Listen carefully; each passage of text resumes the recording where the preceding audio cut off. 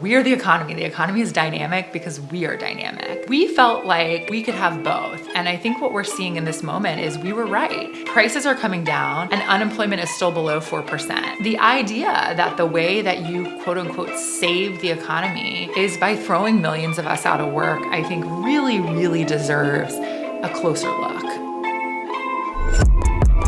Hello, I'm Amira Hassan. And I'm Becca Rose. And you're listening to Bloc Party, a show about the progressive legislators taking over the Democratic Party from the inside and the movements upending the party establishment from the outside. Today's podcast is a very special one because you all get to meet the other person in the political department of this organization. We're breaking the fourth wall. We're breaking the fourth wall. Becca Rose on the mic. It's basically like, you know, when you tell your friends about an amazing artist, where you're like, you will love them. I know you will love them. Just listen to this link right here. Wait, speaking of artists, yes. I just need to say the Grammys were last night. I'm really happy for Harry Styles, but Beyonce had one of the best albums of all time. Oh, we're really happy. Things like that don't happen to white men. To Amira. people like him. I know. This doesn't happen for people like me. What does that mean, Harry? What does that mean? But anyways, another Monday, another Beyonce snub by the Grammys. The world goes round and round. We're always in this. It's all good.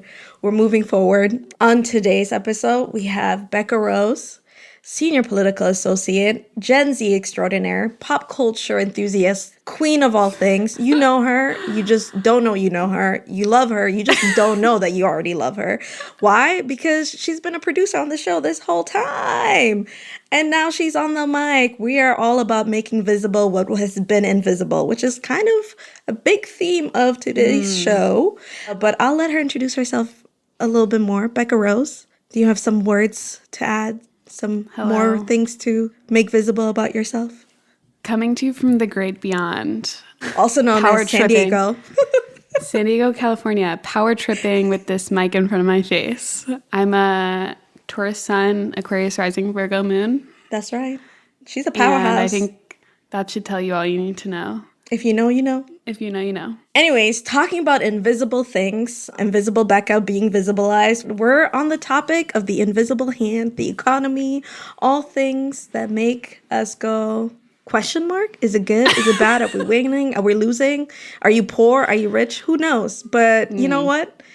Becca Rose is here to help. Becca, can you tell us who you talk to and about what? Yes, I had the honor and the privilege of talking to Lindsay Owens, who is the executive director of Groundwork Collaborative. For people who don't know, Groundwork Collaborative is an organization of economists and economic policy experts who work with progressive movement leaders, local activists in communities across the country to build a more equitable economy because, as we all know, this shit is rigged for the rich and powerful.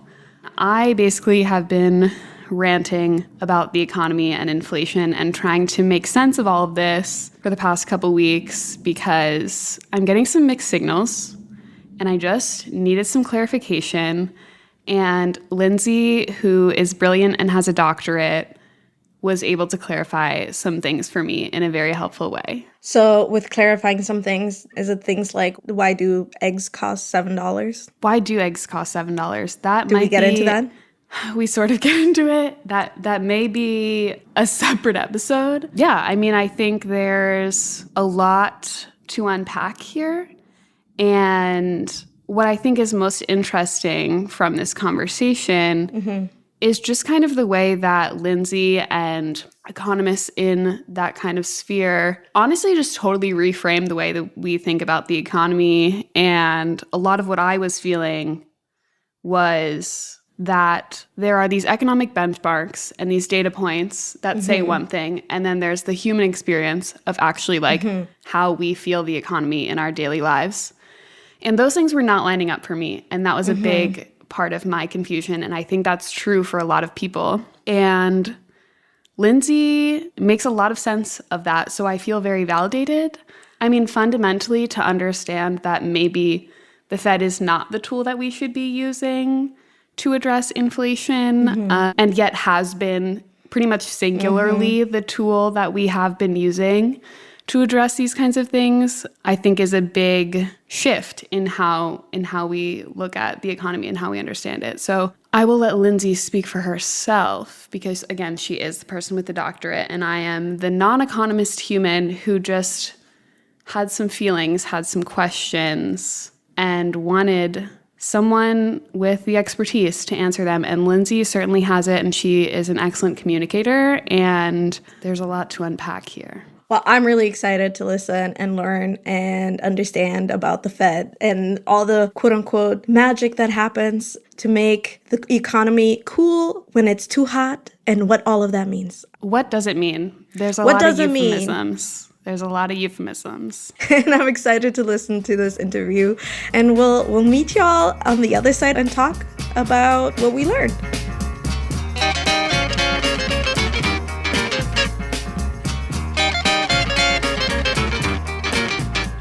Today on the show, we have Lindsay Owens, who is an early founder and now executive director of the Groundwork Collaborative.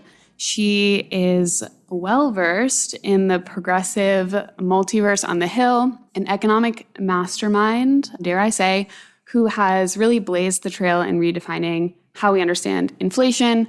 And now she graces us with her presence here on the Bloc. So Lindsay, welcome to the Bloc. Thank you so much for being here. Thanks so much for inviting me to be on. This is a great opportunity. I am excited to talk to you in particular. I have been falling down this rabbit hole for like a couple of weeks now, consuming a lot of news about the economy. And I wanted to talk to you about kind of the 2023 economic forecast, largely as it relates to inflation, for two reasons. I think there's a sense of confusion and a general bad feeling, I think, or at least a lot of uncertainty about our economic future. And as I was kind of diving into this, I was reading a lot of articles that just felt very conflicting. The economic data points that I'm seeing and then also the human experience just feels like they're complete polar opposites. Last week, I saw two Bloomberg headlines from the same day, 2 hours apart. One of them was Americans fall behind on car payments at a higher rate than in 2009. And that was because repossessions are climbing as inflation forces people to make really tough choices. And the other was U.S. inflation expectations extend retreat, buoy consumers' mood because the year-ahead price views dropped at the end of the month. And those two things are just really hard for me to reconcile. You know, we have people making really difficult choices trying to feed their families and then also being told, don't look at that, look over here, things are actually okay. And so I feel like there have been a lot of mixed signals and a lot of things kind of chaotically coexisting.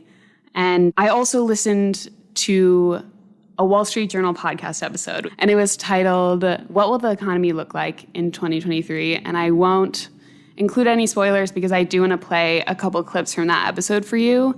But this is really what sent me down this spiral of kind of wanting to break down this neoliberal narrative about how our economy works. So I'd love to play those two clips for you, just kind of lay the groundwork, get your top line reactions, and then we can go from there if that sounds good. That sounds great. Okay, cool. So here's that first clip. Well, the Fed says it's going to tighten, and it has, really aggressively. So it cools labor demand so that consumers stop spending as much as they had and workers stop having as much bargaining power as they used to because they can't be like, oh, you won't give me a 10% raise, I'm going to go to this other job. When you have less of that dynamic, maybe they spend less on fire pits or whatever, cars. And those prices can't go up as much and they cool down. And so that's how it's supposed to work. But this process of cooling down the labor market could also trigger higher unemployment. And really, what you're talking about is hiring fewer people and maybe at some point starting to lay them off so that people don't spend as much. And so, companies stop hiring, they lay off workers, and those workers, because they don't have a job, or maybe their friends who are scared of losing their jobs now, spend less, they save more, and that reduced demand allows prices to come down. So the goal is to have people lose their jobs? I mean, it sounds really crude to put it that way, but when you collapse it and like remove all the, and then this happens, and then this happens, and then this happens, yes, that is the ultimate lever you're operating on. So I heard that first clip and I was like kind of shell-shocked because I was like, you're telling me that one of the possible intentional outcomes of the Fed strategy to fix an economy where people can't afford basic necessities is to have those same people lose their jobs. And maybe that's like a misinterpretation, but it felt just morally unacceptable to me as someone who is completely a non-economist human. And so what we're left with at the end of this episode as an outlook for 2023 is this second clip. What would a successful 2023 look like from an economic perspective? So things keep moving in the direction of the October and November CPI reports, and we stop adding jobs at, maybe we add like 100,000 jobs or, maybe even a little bit fewer than that. Job openings come down, wage growth calms down too, but consumer demand holds up, and maybe businesses start investing a little bit more aggressively, and then, we get through this. What does an ugly 2023 look like?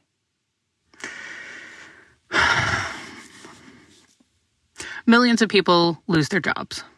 Like, businesses freak out, and like rates are so high and financial conditions are so tight that they cut jobs to preserve their bottom line. And those people can't find new jobs and they stop spending, and that builds on itself. It's a classic recession feedback loop.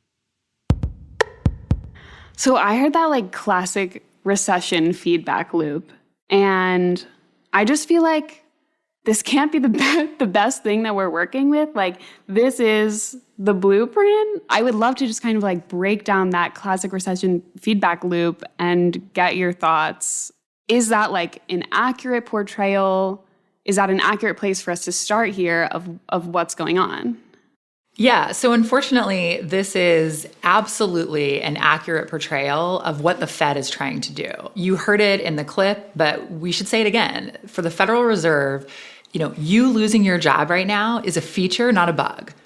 You losing your job is a feature, not a bug. The Federal Reserve is, many Americans don't know this, right? They're not tracking the inner workings of the Federal Reserve closely. Some of that's on purpose, right? The Federal Reserve is this kind of, stodgy old institution filled with technocrats and macroeconomists that isn't really democratically accountable to the public. If you're upset with the rate hikes, you can't call the Federal Reserve and tell them that you don't like that. It's not like calling Congress and weighing in as a constituent. But you don't really know exactly what the Federal Reserve is doing until the economy is in crisis, until there's a recession, in which case you see that the Federal Reserve starts spending, right, to keep money flowing in the economy, or until there's a period of high inflation in which the Federal Reserve starts dialing up interest rate hikes to slow investment, to slow business investment, to raise the price point at which businesses can make further investments in a hope that they will stop hiring or start firing. And,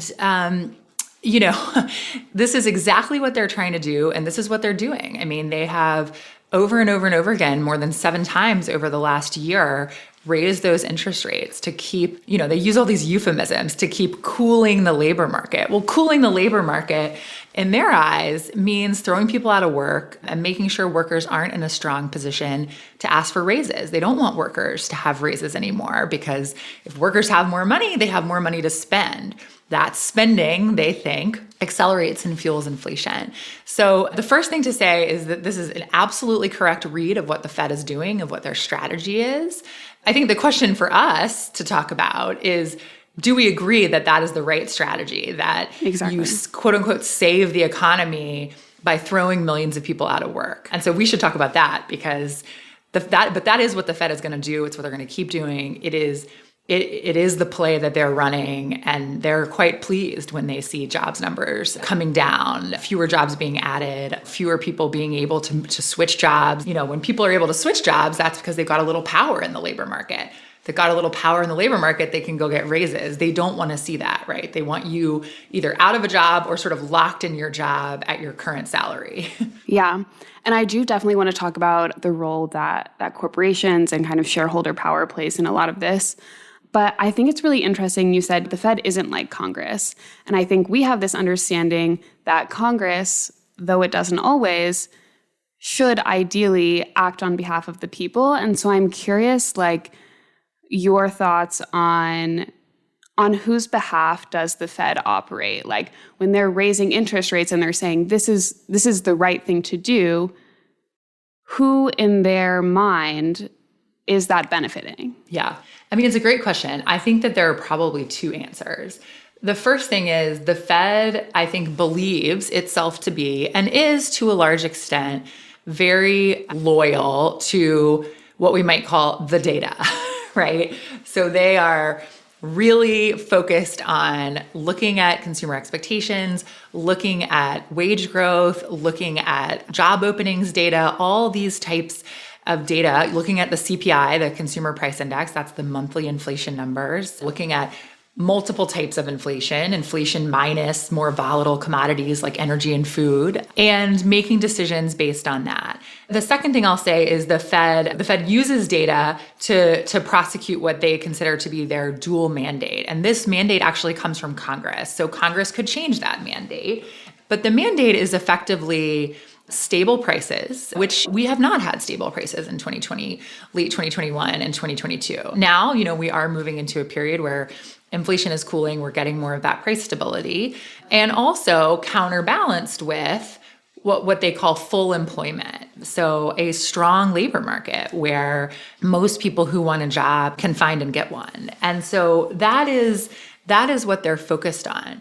The problem, and this has always been the problem, is the Fed has a very, very limited set of tools to achieve both price stability and full employment.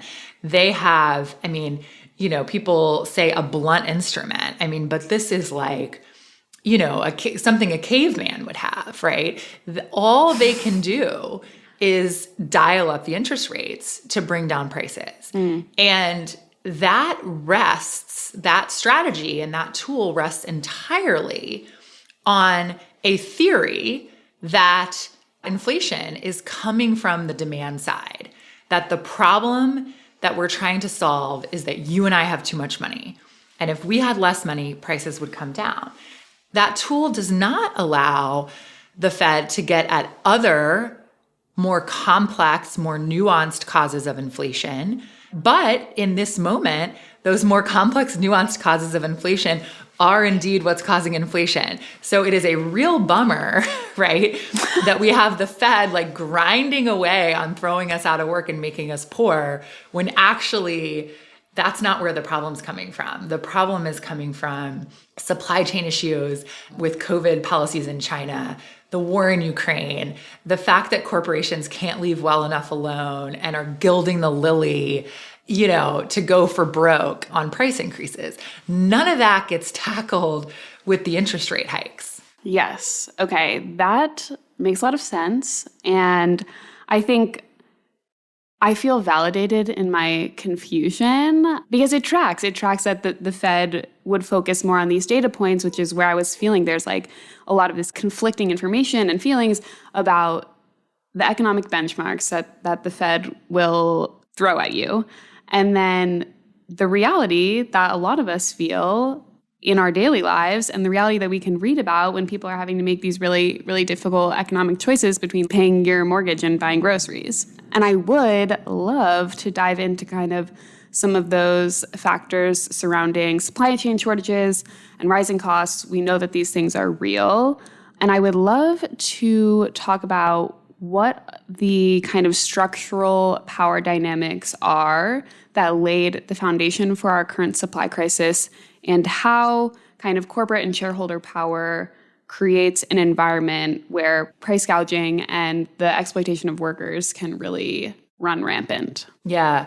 So there's been this really interesting debate that's really been flourishing since late 2021 about the extent to which what we might technically call pricing power, the ability of companies to charge what they want, is in part accelerating or exacerbating inflation, or whether firms actually have no ability to overcharge because firms are effectively what we call in economics price takers. So they're just taking the price that the market will bear and passing it along to consumers. And what we at Groundwork have seen over the course of the last quarter or two of 2021 throughout the full year of 2022, a little too early to start talking about 2023, what we saw was really, really crystal clear kind of smoking gun evidence that firms were exercising pricing power and that firms were price makers, not price takers. And our evidence for that came from a couple of places. The first is, it's always nice when you don't really have to use your powers of deduction because you can get it from the horse's mouth. And so we listened in on hundreds and hundreds of Fortune 500 corporate earnings calls. These are the calls that CEOs and CFOs and CMOs and the other sort of executives and top officials in the C-suite have with their investors and with market analysts. But they're publicly available. The transcripts are available to download online. You can look them up on websites like seekingalpha.com. I will be looking those up after this. I will be doing a deep dive. We have some of the kind of, you might call them the greatest hits cataloged on a website we run out of Groundwork called endcorporateprofiteering.org, which is nice. Worth taking a look at. It saves you a lot of time. You don't have to go through all the calls. We kind of pull out the highlights. Thank you. But, what we saw over and over and over again at the end of 2021 and early in 2022 is CEOs were not worried about inflation. We thought, look, these guys must be freaking out about inflation. The costs of the raw materials that they use to make the things they sell are going up. The energy costs are going up. Instead, we saw something really different, which is a lot of CEOs talking about the fact that inflation was actually really good for business. And, saying things like, a little bit of inflation is our friend, or actually, we've been quite strategic in this moment with our pricing strategies, and we're able to take a little more pricing than we expected, meaning charge more than we planned. And they would say things like, and by the way, we expect to keep being able to do this because everyone else is doing it. And so there isn't this kind of dynamic of competition where if you overcharge, the company next to you charges less, people flow to that company, things kind of even out. Instead, everyone was sort of raising prices to account for rising input costs and inflation, but going for a little more. And that dynamic was excellent for companies and resulted in both record high profits, but also more importantly, record high profit margins. And the reason that last data point is so important, and this is the second piece of the puzzle, the record margins, is because in theory, during a period in which your costs are going up, right? So let's say you're running a lemonade stand, the cost of lemons is going up, the cost of sugar is going up, the cost of paper cups is going up. Yep. It should be a little harder for you to make more money off each glass of lemonade, right? Your margin should be tightening, eroding a little bit because the cost of all the inputs are going up. Instead, what was happening was the reverse. Margins were going up. And the way that happens is quite simple. You pass on the rising cost of lemons, you pass on the rising cost of sugar, you pass on the rising cost of paper cups, and then you go for a little extra. And that's how you drive higher margins during a period in which costs are going up. And this was very concerning for Groundwork. I think concerning for Americans to think that you're having more trouble affording the basics, food, gas, clothing, and you're kind of a little bit understanding it. You're the economy's changing, there's a war in Ukraine, the pandemic supply snarls are real. I get that I might be paying a little more. And then you find out, actually, not everyone is sharing in the pain, right? Corporations aren't having to take it on the chin. They're actually doing really well in this moment. And so we really started to sound the alarm on this because the acute problem was really concerning, but also to your point, kind of how we got here, how we got to a world where corporations were in a position to do this was also really worrisome to us. I would love to go even deeper on how we got to this point. Like, what happened in years or decades past that kind of, this is a big question, I know this. I guess if there are highlights from years past that kind of created this environment where corporations were really free to just go for gold here and continue raising prices for people. Yeah. So I'll take this question in two forms. The first way I'll offer it is like a really simple kind of schematic. Okay, love it. So when we think about this at Groundwork, we think about this as a moment that presented itself to commit the perfect crime, right? Like, think of your sort of true crime thriller. What do you need to line up to commit, the perfect crime? You've got means, right? You've got the ability, you've got motive, right? You've got like your eye on something. And then you need opportunity, right? Those three things sort of have to collide. And so in the case of this price gouging, corporate profiteering, bilking, whatever you want to call it, those three things lined up. So you had motive. Corporations are always going to go for profit. The profit motive is not required of companies, but it is really foundational in American capitalism. And that's capitalism, baby. Totally. And you pointed out earlier, such an important piece of this is it is the expectation of the shareholders that corporations maximize profit. And so what we saw over and over again is shareholders egging on these companies to go further, right? When companies announce that they are getting more profit by taking more price than expected, shareholders are rewarding that with rallies, picking up more stock. So the motive is there. We've taken a little criticism for people who are like, oh, they think corporations only got greedy in 2021. No. We promise. You don't get to work for Groundwork. They've always been this way. Yeah. You don't get to come work at Groundwork unless you certify blood oath that you think corporations are greedy. So we promise we thought it before 2021. But the other thing that you need to commit that crime is means. And the means is the piece that you get at with this question about how did this all happen? The means it's the pricing power, which ultimately comes from market power. And the market power is built over decades as corporations have gotten bigger and bigger, gobbled up the competition, taken more of the market share. And that is the result of regulators being totally captured or at worst, asleep at the wheel at best, green-lighting mergers and acquisitions for decades. It's the result of globalization, which is the result of free trade agreements, investor pressures to build more efficient companies, right? The means is developed. The pricing power that corporations have accumulated and amassed comes from really, honestly, a post-1980s kind of Reagan trend in deregulation and consolidation. Totally.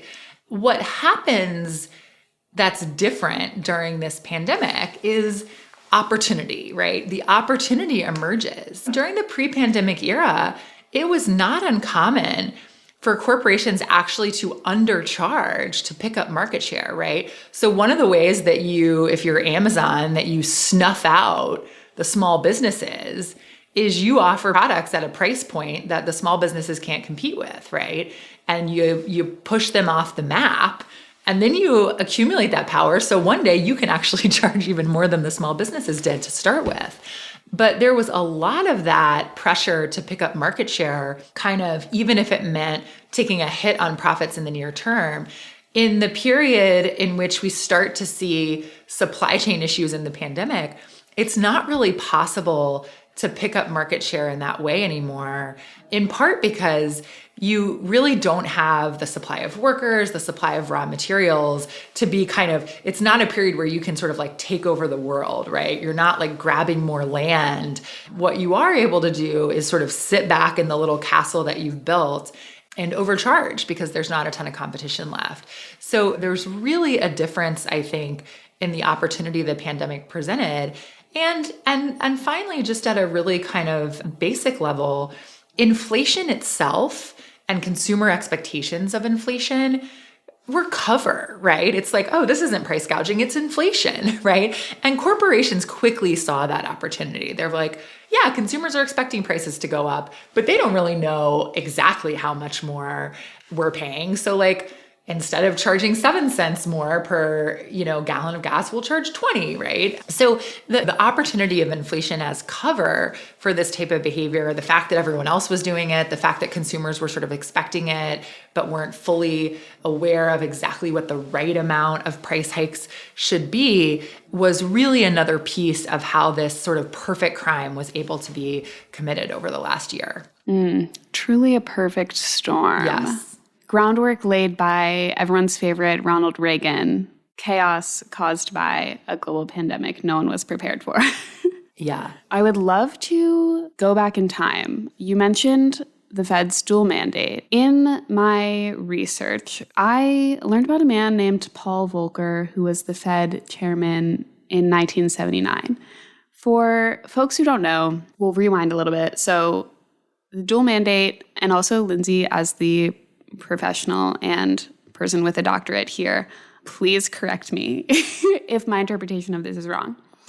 So we'll go back to 1977. Congress passes the Federal Reserve Reform Act, which creates this dual mandate that says the central bank's job is to do two things: keep prices stable and promote maximum employment. In the late 70s, when this passes, the Fed is failing at both of those things. Along comes Paul Volcker, who is appointed Fed chairman by Jimmy Carter in 79.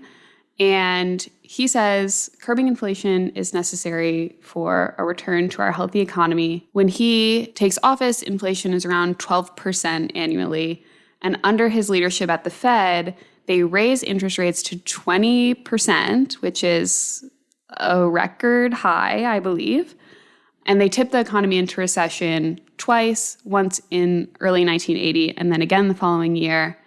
And people in the Fed universe, I guess, felt like this was successful because then in 1983, inflation dropped to like 4%, unemployment was coming down, and among his fellow hawks at the Fed, Volcker becomes kind of like a neoliberal god, and his strategy becomes the blueprint for how the Fed operates.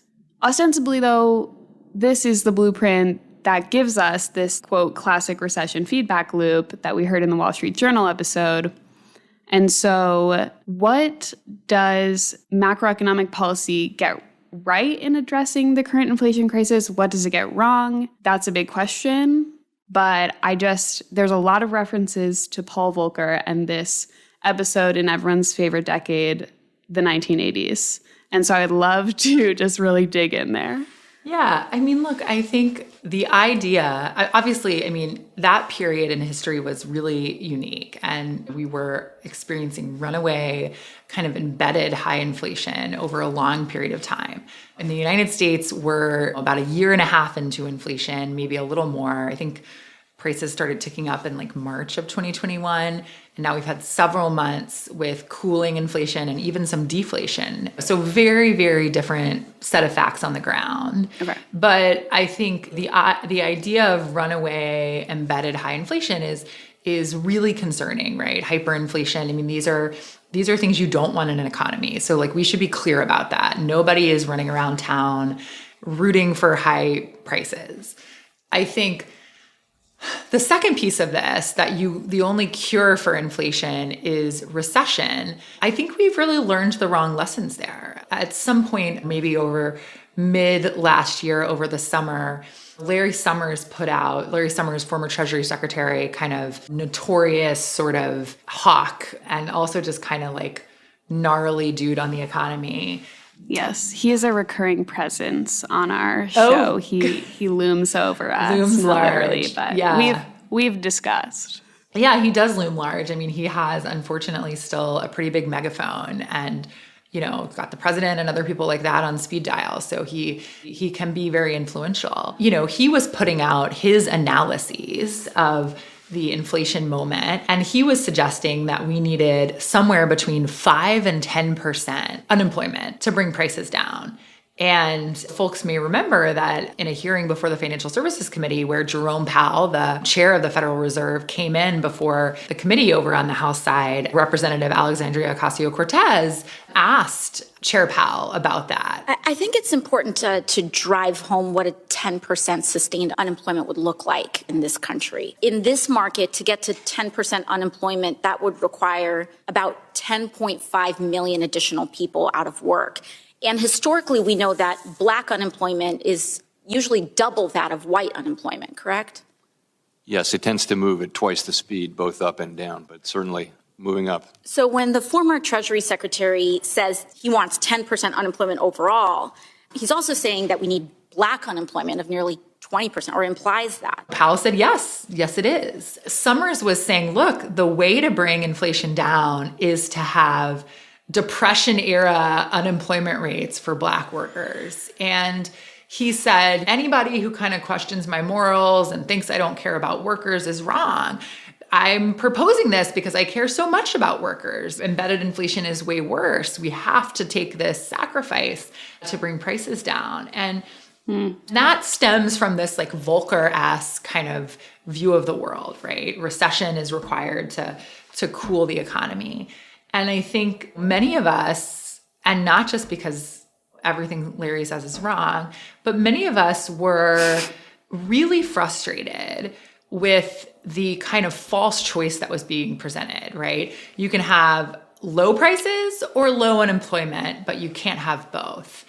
And felt like that was a false choice. And I think what we're seeing in this moment is, and of course it is early and there are lots of things that could change the economy. We are the economy. The economy is dynamic because we are dynamic. We felt like we could have both. And I think what we're seeing in this moment is we were right. Prices are coming down and unemployment is still below 4%. So we haven't yet had to sacrifice employment for prices. And the idea that the way that you quote unquote save the economy is by throwing millions of us out of work, I think really, really deserves a closer look. I don't think Americans think that. I mean, it doesn't sort of pass the smell test. It's not Right. a realistic view. Like, we're the economy. Like, we learned this in the pandemic. If we don't go to work, the economy shuts down, right? And so it doesn't make sense to throw us out of work to save the economy.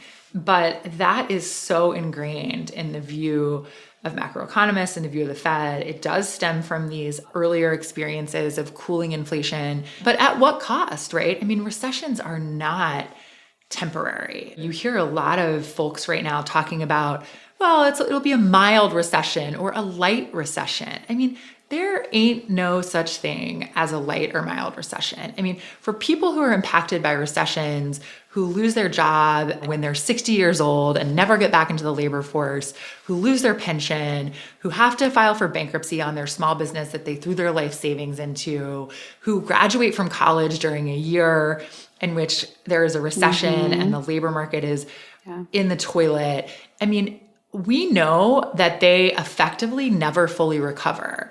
Not to say that they don't go on to live like happy, productive lives, but they never recover the sort of counterfactual level of earnings or wealth or kind of quality of life that they would have absent that recession. So these recessions are not light, they're not mild, they're not temporary. They are devastating for the most impacted and for many other people, the friends and families of those, even the people who keep their jobs. They don't get higher wages, right? They have stagnating wages, maybe falling wages, or maybe they pick up twice the work but don't pick up any pay. So the idea that we toss around recession as a unfortunate byproduct of our inflation fighting strategy is pretty freaking cruel and immoral, but also I think increasingly doesn't add up on the economics, right? Again, we're in the situation where we're getting the lower prices and the low unemployment. So maybe we didn't actually have to choose. We can have it all. Yes, yes. And frankly, more, right? Like affordable Okay, I love childcare. that. I'm feeling good. That's great. Yeah. There are a lot of Fed euphemisms, like a light recession, cooling the labor market. Yeah. Something else I have heard is, quote, a soft landing for the economy, which, to my understanding, will be similar to what we saw during the pandemic, which is like you have more secure remote workers who fare better than the millions of people who have to navigate much more tenuous in-person jobs or are relying on a very unreliable unemployment aid system. And so what does, quote, soft landing even mean? Is that possible? Because it feels like a soft landing for a lot of people still really hurts. Yeah, I mean, you've cut right to the heart of the matter. What we say here is soft landing for who? Right? I mean, yes. So a soft landing, it doesn't have a precise definition. This is not a technical term. Okay. This is Fed speak, as you point out.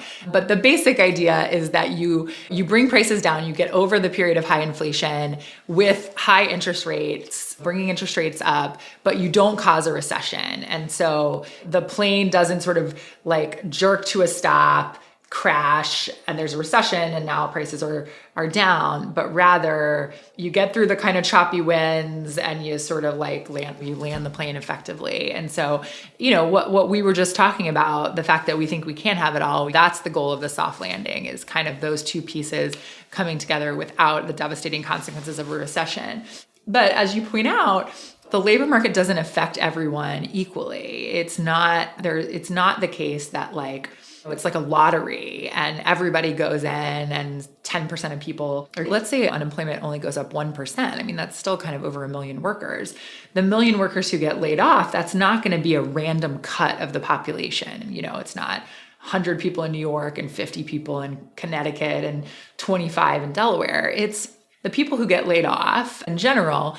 It's the first fired, right? Who are the last hired, and people who are older workers with disabilities, Black and brown workers, women, the people who are more likely to be discriminated against in the labor market.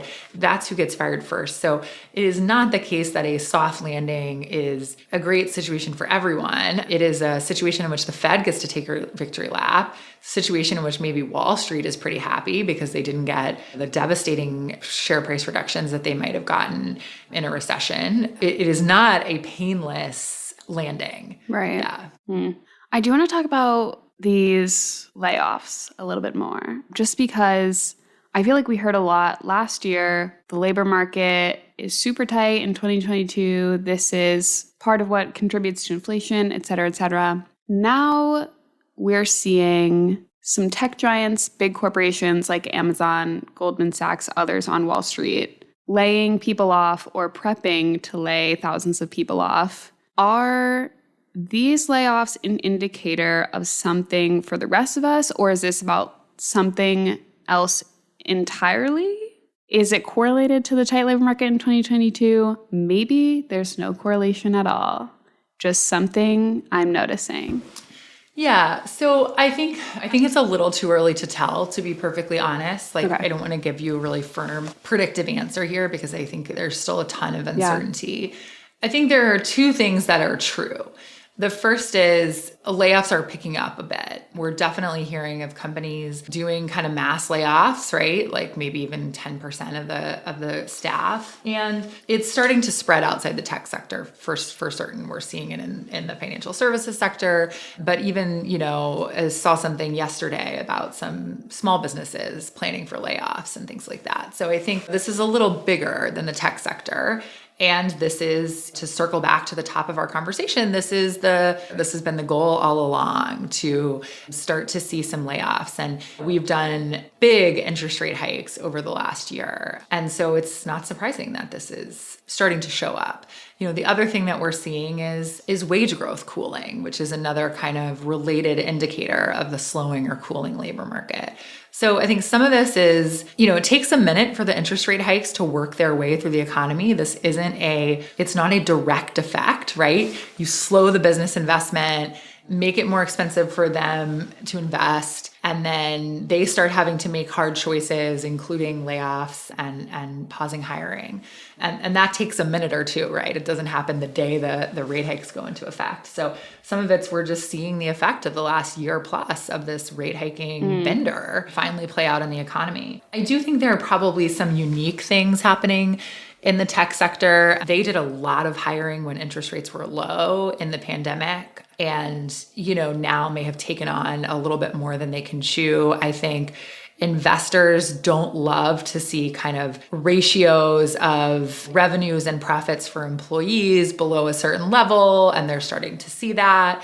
So, one way to fix that, if you're not going to bring up revenues or profits, is to lay off some workers. Yeah, so I think there's some things that are specific to the tech sector, and I think some things that are probably a sign of a broader labor market slowdown, but it's just really, really early. And right now, I think with the tech layoffs and the conversation about layoffs in general, we're still in that kind of anecdata stage where we're kind of like talking about one or two companies here and two or three companies there, and we're not yet in the place where we're seeing this kind of show up broadly in the jobless claims data and things like that. It's a little too early to see like clear trends there. Right. Yeah, no, that makes sense that it would be too early to tell on that one. I would love to pivot to what an alternative policy looks like here, because I do believe we can have it all and more. And I want everyone listening to this to know that we can too.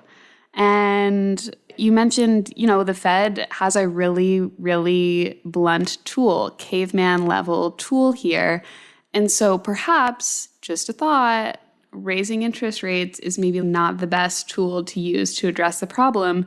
So how do we address the root causes of higher prices while avoiding over-reliance on the Fed interest rate hikes and avoiding this kind of like austerity mindset that like sacrifices workers and families and their standard of living? Yeah. What else can we do?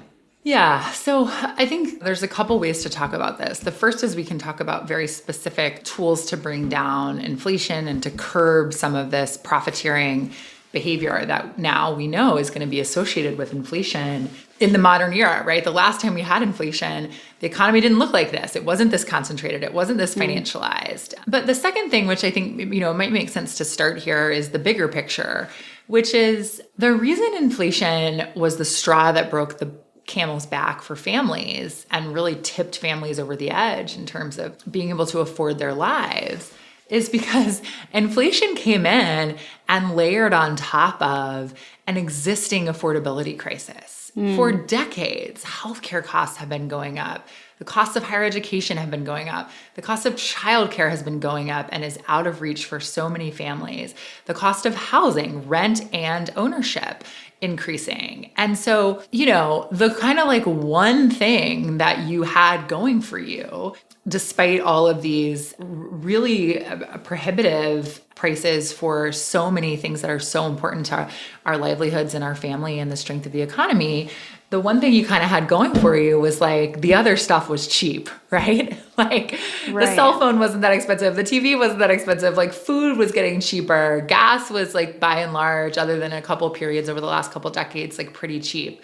And this was kind of like part of the deal, right? The globalization and free trade, getting these cheap products from overseas and really not, even if your wages weren't necessarily going up, at least like you were still, even if you were relatively poor, you're like able to have a reasonable standard of living. Sort of make it work. Like food and like, Christmas presents for your kids. I think when the cheap stuff started getting expensive, that's when this whole thing crumbled. And I think people started to realize this life is unaffordable. And I don't think people are going to unsee this. I think the facade has crumbled and the cost of living is going to be a critical piece of the conversation that we have in our politics, in our culture, in Washington, really for years and years, maybe decades to come. I mean, just in the same way that the Depression and other sort of big economic moments, the Great Recession, Occupy Wall Street,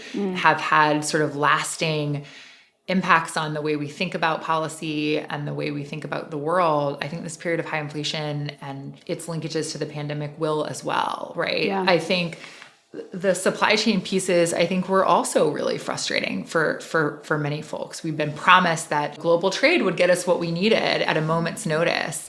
And then we get to the eve of the pandemic, and it turns out we can't make any tests ourselves because we don't have the chemicals here. We can't spin out any masks quickly. I mean, people were wearing coffee filters for PPE, and we didn't even have a semiconductor to spare, right? So like car prices shot up because we couldn't even make a chip here.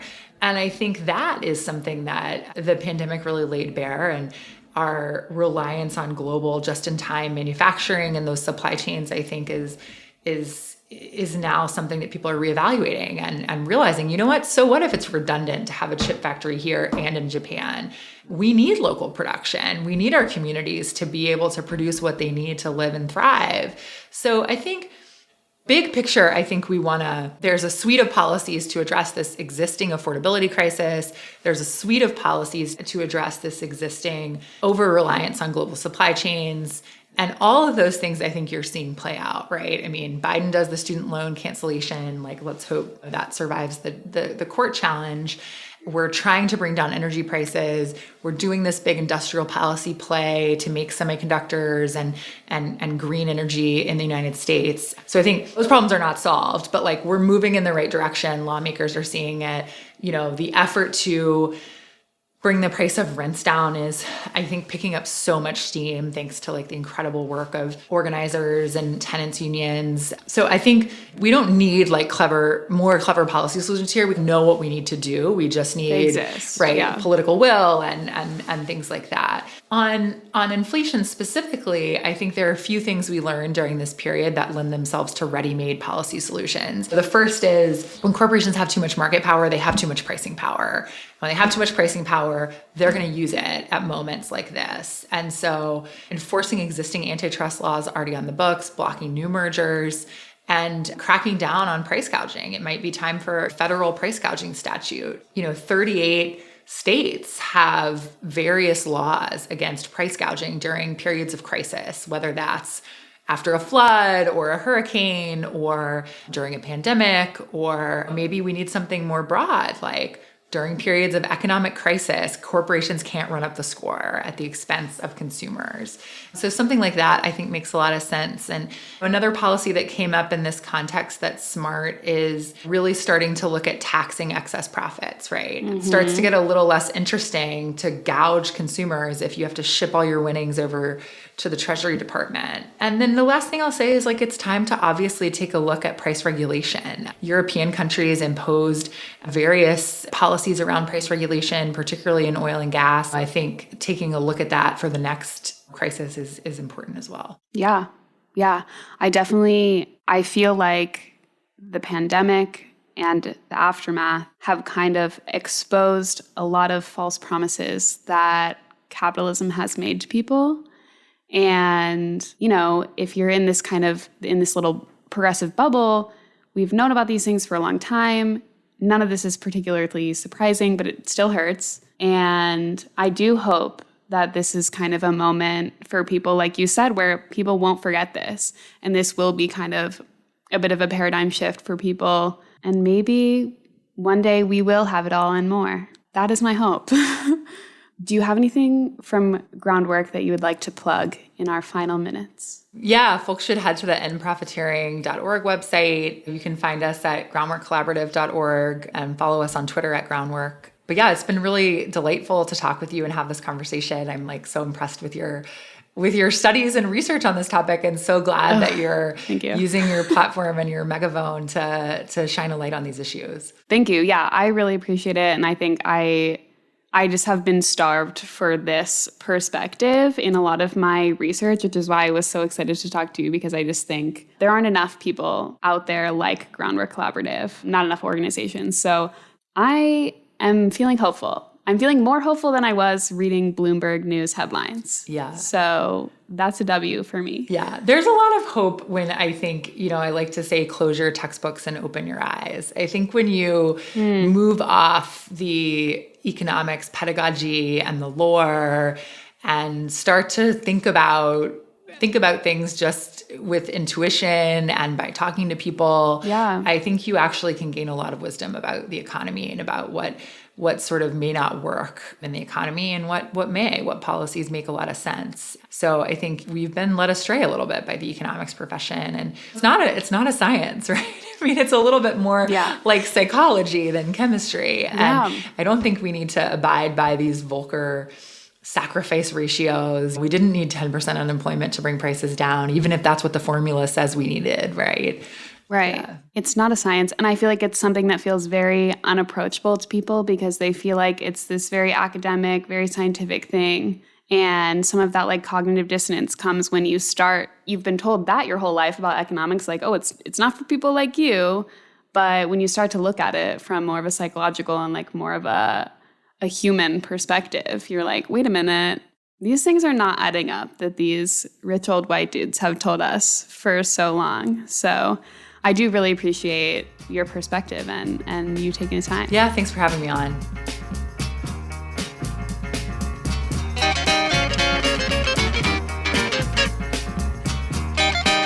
And we're back. Wow, I feel so much smarter. I feel so much like I've gained wisdom, knowledge. I can have it all. I feel empowered. I am walking away just a much better person after having listened to this. Wow. Me after therapy.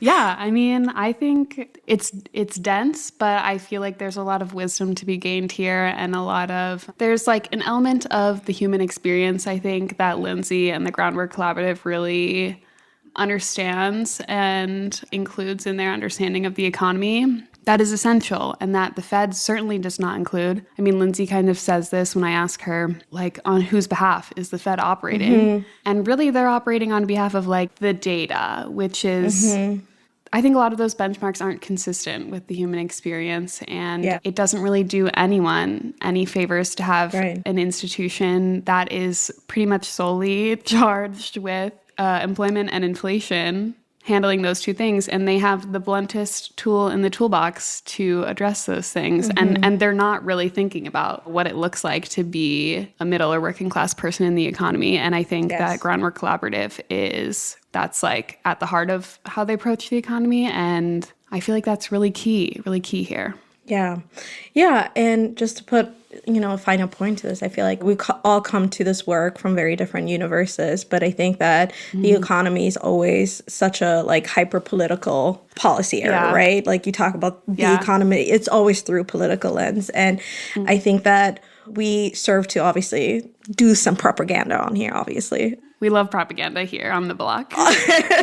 We wanted to take a step back and also just do a deeper dive in understanding what it actually means when we say Larry Summers is dead wrong. I mean, if anything, you should always know that Larry Summers is dead wrong. But just taking a step back, I loved what you were just talking about the human experience, right? My political journey is very different from maybe yours and others. And I know that when progressives talk about the economy, we have our lens. When like the neoliberals talk about it, they have their lens. And when, Republicans talk about it, they have a lens. But ultimately, like how workers perceive it is very different. And I would love to hear more about why you particularly wanted to do this episode on the economy and your own journey to this political universe. Yeah, I mean, I think we do love propaganda here on the Bloc. And I think there were kind of two things happening here, which is, one, I have this fundamental understanding of how the economy works, which is very in line with like Bernie world, which is that the economy is rigged. Capitalism is so deeply, it's designed to be broken. The people at the bottom are the people hurting the most. And I am from the great Commonwealth, actually, not a state, the great Commonwealth of Pennsylvania, the Keystone State, if you will, from like a pretty conservative area, from a conservative family. And I will take credit for politicizing the household. I don't think it was necessarily a political household until I was coming of age. You're welcome, Mom and Dad. But there was a lot of talk about the economy. And I think whether we realized it or not at the time, like you said, like that is always through a political lens. And I think there's this element that's like, you can have your political ideology through which you view the economy, which I certainly do. But at the end of the day, it's also like, what is really going on here? Because we are experiencing a lot of what we talk about in this episode in our daily lives. And like when you go to the grocery store and buy your $7 eggs, like that's one of the most powerful ways that people are experiencing, quote, inflation, what we can now call corporate price gouging. And I think it's really important to understand the root of a lot of those things. And, obviously we are very much in alignment with the folks at Groundwork Collaborative, but it's like, I'm sorry that we're right. I'm sorry that it's true. And yeah, so I think I have these two pieces that kind of work together, which is like, one, I come from a place where people are really concerned about the economy from a sort of different perspective. I mean, this is a separate tangent, but I think there are obviously a lot of through lines between like coming from like a working and middle class environment and all the manipulation that the GOP does of working class people. But yeah, I think there's an element of like coming from an environment like that and also really wanting to seek out the truth here and understand what exactly is going on. It's still ideological, but it's a little bit more tangible, maybe a little bit more tangible than talking about political ideology for a lot of people, because you are really experiencing it in your day-to-day life. Yes. And I think that a lot of times, you mentioned this in the intro, we touched on this a little bit, but when you just use these metrics, right, of success, you hear, job numbers are amazing. This is going great. People love the Biden economy, right, which is the political and the messaging that's coming out of the Biden White House and the Democratic Party right now, which is saying, actually, what you're experiencing, things are going great. Things are amazing. Which is political malfeasance. Which is like a little bit of the gaslighting of like being like, oh, no, things are amazing. You just People don't get like it. That. You don't, I'm here to right. say. So it's politically like not maybe always the best, because if you are not actually experiencing this with your actual pocketbook, your like day to day, then you leave all this space for other explanations to come in and for the messaging to be actually, your life is not going great because of immigrants. Your life is not going great because of X, Y, Z, D, right? Like fill in the blank, whatever. Your life is not going great because of critical race theory, right? Because parental rights are in danger of being taken away, and drag brunches are ruining the economy. So when I feel like don't have an explanation and an actual nuanced message that tells you what is happening, that acknowledges people's reality, that acknowledges also the reality of what you are experiencing, you leave so much space for the fascists to explain in much simpler terms why something is bad. Yeah, no, that's 100% true. And I think that's a lot of my motivation for wanting to do this episode, because I'm like, actually, you don't have to be like gaslit into being afraid of your neighbors and the world around you. You can have like a logical explanation for all of this that is also resolved legislatively. And maybe you don't have to like, I don't know, storm the Capitol or something in order to resolve a lot of your economic anxiety. Obviously, this week, it's going to be, this episode was recorded before the State of the Union, but we know what the messaging will be. The White House is taking victory laps. They're saying the economy is still going great. And we hope that this episode served as a deepening of this conversation. We've touched on this. We did a whole post-midterm episode, but that was all through the lens of the political messaging and political blame game that we're discussing. Yeah. I loved this episode because we got to take a step back and just say, actually, let's understand why the things are the way they are. And it's because the feds are not the best way to deal with any of these things. The Fed is not the answer. And I think, putting on my little fortune teller hat, if you listen to the State of the Union and you feel like Joe Biden is telling me some things and I'm just not really feeling them, you're not insane. I think a lot of the political frustration and confusion comes from like, I'm being told from this person that I voted for, like I'm Team Blue, and I'm being told that everything is great, but like people are getting their cars repossessed and they're dipping into their 401ks, like pay their mortgages, which are all very real things that people are having to do because they're having to make these really difficult life choices. And it's hard to have someone tell you that things are actually really great when you are really struggling. And I hope that this episode is here to say, post State of the Union, this is an explanation for why you're feeling that way, if you are feeling that way. And also, you're not alone. You're not alone and you're not crazy. Well, we will leave you with that. And that's the show this week. Thank you to our mixing engineer, Rocky Russo. Thank you to our beautiful, wonderful producer, Sophie Kapp, and Emma Dussault for being lovely to work with, for letting me grace you, actually, on the podcast. And thank you to Amira, who I have these conversations with pretty much every week, and now we're recording them. And I love it. It's been a delight to be here. See you on the block. Bye.